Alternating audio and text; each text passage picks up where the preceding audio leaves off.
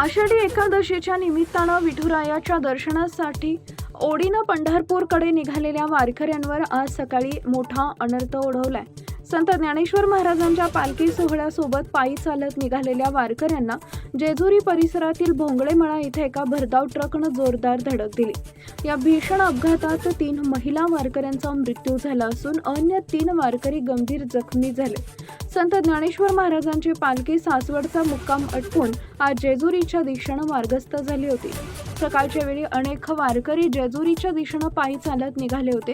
या मार्गावर सुरक्षेच्या कारणास्तव एकाच बाजूनं वाहनं सोडली जात होती। प्राथमिक माहितीनुसार जेजुरीच्या नदीकाठच्या भोंगळेमळा परिसरातून मागून आलेल्या एका भरधाव ट्रकनं वारकऱ्यांच्या टेम्पोला आणि पायी चालणाऱ्या वारकऱ्यांना जोरदार धडक दिली। हा अपघात इतका भीषण होता की यात तब्बल 6 वारकरी चिरडले गेले। ज्या ट्रकनं वारकऱ्यांना उडवले तो ट्रक वारकऱ्यांचं सामान वाहून नेणारा होता। वारकऱ्यांना धडक देणारा ट्रक अचानक अनियंत्रित कसा झाला? प्रशासनानं यासाठी काळजी घेतली नव्हती का? याबाबत अद्याप ठोस माहिती समोर आलेली नाही। अपघात घडताच परिसरातील नागरिक आणि इतर वारकऱ्यांनी तत्काळ मदतकार्य सुरू केले।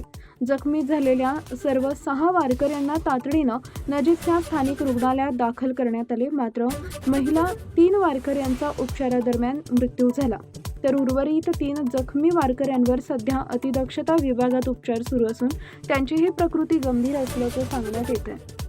टाइम्स ऑफ महाराष्ट्रसाठी शिवानी लकडे यांचा रिपोर्ट, पुणे।